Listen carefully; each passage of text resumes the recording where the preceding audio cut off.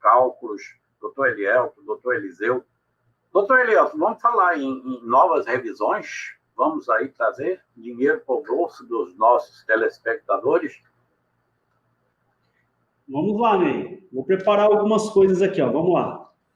Vou falar sobre duas, tá bom? Duas? Tá bom. Já dá para... Já dá. Já deu, já. Vamos lá. Falei sobre a regra de descartes. Vamos um pouquinho mais.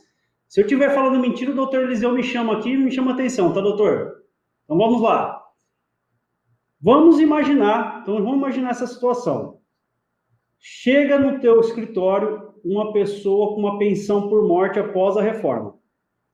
Chega, você vai analisar o cálculo e verificou que no cálculo do benefício foi feito um cálculo como se fosse aposentadoria por invalidez do falecido e depois é aplicado um novo coeficiente correspondente a 10% por dependente. Então, é 50% mais 10% por dependente. Tudo bem, mas não está aí o erro. O que eu penso? Regra de descartes.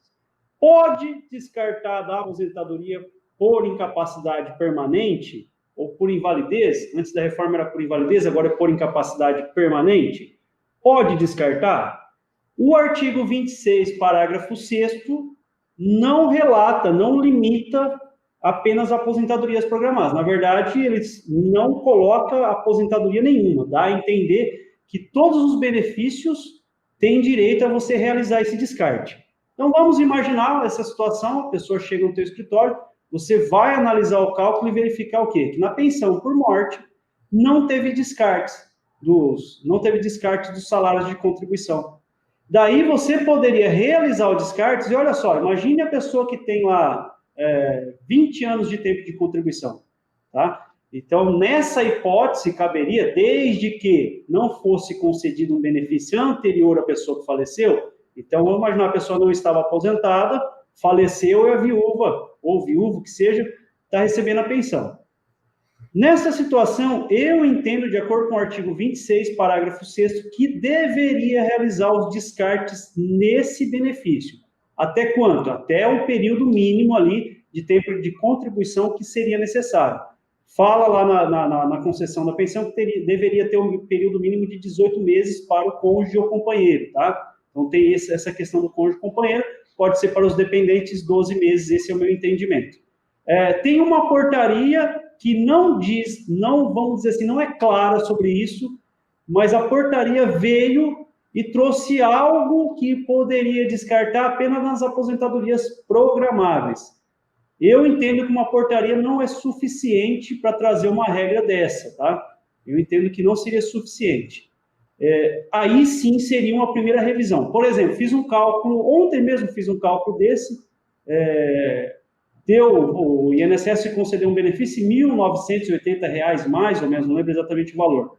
Quando eu fiz esse cálculo de descartes, foi para quase R$ 3.000. Então, perceberam a diferença que tem? Muito interessante essa revisão. Outra revisão, reafirmação da DER para concessão do melhor benefício.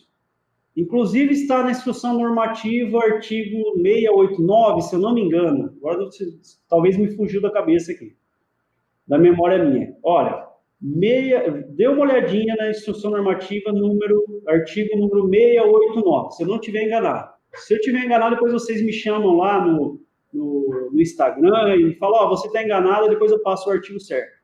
Diz que você pode descartar, você pode realizar a reafirmação da DER para a concessão do melhor benefício, está lá no parágrafo único. Então, você pode realizar a reafirmação da DER para a concessão do melhor benefício, está na instrução normativa, aí você fala assim, bom, Eliel, está na instrução normativa, o INSS está fazendo. Não, veja bem, olha só essa situação. Apareceu um caso aqui no nosso escritório, então são casos que aparecem, a gente começa a fazer revisões a partir dos casos que aparecem aqui para nós. Imagine uma situação, chegou no seu escritório, o seu cliente, ele faltavam 11 dias para ele implementar, lá em 2018, para ele implementar a regra para afastar o fator previdenciário. Tá? Uma regra lá para afastar o fator previdenciário. Vamos imaginar que ele deu entrada 11 dias antes e concedeu o benefício com o fator previdenciário. Só que o benefício, o meu cliente continuou contribuindo, claro, o benefício saiu 1 ano depois. Um ano depois, não chegou um ano, 11 meses e pouco, saiu 11 meses e pouco, depois quase um ano, e o INSS concedeu esse benefício com o fator previdenciário, sendo que tem todo esse período contributivo dele aí, durante esses 11 meses e tanto, quase um ano, e o INSS não aproveitou para reafirmar a DER para conceder o melhor benefício. Qual que seria o melhor benefício? Sem o fator previdenciário. Aí você fala assim para mim, Elielto, mas isso aí é antes da reforma. Sim, acho que alguém falou alguma coisa aí. Vamos lá. Então, isso aí é antes da reforma, Elielto? Sim, antes da reforma. Porém, nós podemos aplicar depois da reforma. Vamos imaginar uma situação aqui. O doutor Eliseu falou sobre a regra do pedágio de 100%, tá? Então, vamos imaginar que o meu cliente deu entrada no INSS e ele tinha o tempo suficiente ali que atingia o pedágio de 50%. E demorou, por exemplo, 4 ou 5 meses, ele atingiu a idade do pedágio de 100% e também complementou o tempo também deu o tempo de pedágio de 100%.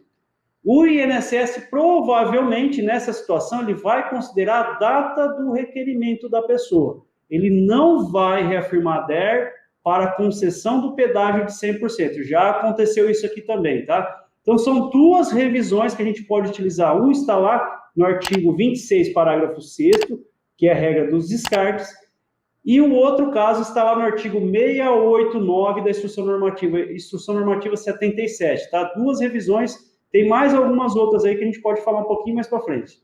Ok.